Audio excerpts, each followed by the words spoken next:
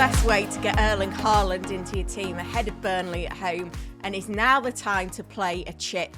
Well, this week the experts are revealing their team for FPL Gameweek 6, and there is a chip active. Help me get this one to 1,000 likes and subscribe to the channel. We've got the deal sheet coming your way as well. Let's get into it. Starting off with how the experts team got on in Game Week 5. It was 44 points, a very, very small red arrow.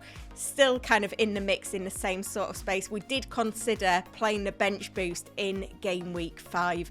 That would have paid off with 15 points on the bench. 20% of the experts voted to play it. So maybe we are getting to the point where it is chip season. Obviously a -3 from Robert Sanchez did not help, especially with Dubravka with a 4-pointer on the bench. That ended up being a 7-point swing in what was quite a 50-50 decision. Neco Williams was the big return in the defence with a goal and 2 bonus points. There was defensive contribution points for Van Dijk and Chris Richards. Into the midfield, Semenyo with a valuable 5-pointer without getting an attacking return. We also got defensive contribution points from Anderson and Mo Salah. An assist as captain, but it was a 0-pointer from Wirtz, and Ndai on the bench with a 6-pointer. Didn't really help us there either. A goal from Mateta in the forward line, but blanks elsewhere for João Pedro and Ollie Watkins. That sees the experts team drop to 31st in the league, 276 points overall. And it's a very interesting top 10 now from this experts. We still see Mahmoud Al-Zubi out in front in the experts mini league. Let me know in the comments, did you beat the experts team this week? And would you feature in this top 10? Or are you beating the experts team overall as well? I'm really interested to see how you're all doing. Transfer plans for the experts this week. 2 free transfers, 0.5 million in the bank, and Man City top of the agenda. When it comes to the transfers out, only 13% are suggesting roll, with Ollie Watkins 63% voting for him to be a sell after 5 successive blanks and just 1 goal scored by Aston Villa this season. Then it's Mo Salah and Florian Wirtz taking 50% of the vote. There's no room in this team to buy Haaland without really selling Salah as well. That's why we're seeing so many votes there. João Pedro, Virgil, Neco Williams all getting 13% of the votes as well. In terms of transfers in, no surprise, it is Erling Haaland, 63% of the votes. Tijani Reinders takes 50% of the votes, so a lot of love for getting on board with the City attack. Remember, there's no City players in this team at the moment. Senesi taking 25% of the vote as a defensive transfer. Bournemouth defence looking very good. Defensive contribution points always there or thereabouts. And we've got Mbermo, Gyökeres, Grealish, Bruno Fernandes and Mohamed Kudus all taking some of the momentum for the transfers in.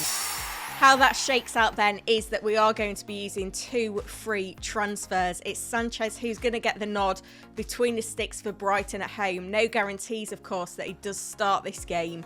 After that sending off, he could have lost his spot for Chelsea. Dubravka on the bench for City away, though. Some interesting fixtures in the defence. Van der Ven against Wolves at home. Neco Williams, Sunderland at home. Big clean sheet potential. And then Virgil van Dijk against Crystal Palace away, with Richards on the bench for that fixture along with Esteve. And then we look into the midfield. Wirtz does keep his place as we switch around the premium picks alongside Reinders and Ndai and Semenyo, and it's Anderson on the bench for Sunderland at home. Wirtz getting the nod there, and that allows us to have the funds to upgrade Watkins to Erling Haaland. João Pedro keeps his place, as does Mateta. Home comforts from the forward line. Now, I did ask the experts, should we play a chip this week? 50% voted for playing the triple captain chip, 20% for the wild card, 30% said no to playing a chip this week. So we are going for it with triple captain Haaland. It's the first chip used this season. We've torn up the team, taken Salah out to get him in, so we kind of need to back that decision, even though he currently is yellow flagged in the game. Looking at the deal sheet then, and top of the buy list is, of course, Erling Haaland. 6 goals from the opening 5 fixtures. He's on top in terms of shots on target with 10, big chances with 10 as well. With Burnley at home, Brentford away and Everton at home in the next 3 game weeks, now is the time to buy, hopefully rested midweek as well after that little back issue. Given the momentum for City as well, Tijani Reinders is up there as well. Interestingly, he is the favourite option for getting on board. City attackers in the midfield played a maximum 450 minutes so far this season. 1 goal, 1 assist as well, 1 lot of defensive contribution points. Maybe we'll see that as a trend in some of the tougher games for City, but he certainly looks like he could be a great option at 5.6 million, particularly to help some managers like myself have both Haaland and Salah. It makes it affordable if you go with Reinders. Also on the buy list is Spurs' Mohamed Kudus. I think Spurs, we can't underestimate how good their fixtures are right now. The kind of momentum is with them. They've got Wolves at home, Leeds away, Aston Villa at home in the next 3 game weeks. Then it's Everton away. So you can kind of continue to buy Spurs assets for the next 4 game weeks. He's got 4 assists so far this season, played 90 minutes in 3 consecutive games. On the monitor list, we see City new signing Donnarumma. I think there'll be a lot of wild cards that are going to be played in the next few game weeks, and while it's difficult to know whether you want to use a City spot on a goalkeeper, hopefully his introduction is going to firm up that City defence that has been a little bit unpredictable in the last few seasons. So if you are looking to play a wildcard soon, Donnarumma is certainly there. Isak on the monitor list as well. I think the red card for Ekitike in the League Cup on Tuesday evening could mean that we see Isak getting his first start in the Premier League on the weekend away at Crystal Palace, and that would certainly help get us in a situation where we can see Isak as a nailed-on pick that we can bring into our FPL teams and really enjoy the points in the next few game weeks. Also on the monitor list is Chelsea's Moise Caicedo. He's among the top performing midfielders in the game at the moment with 2 goals.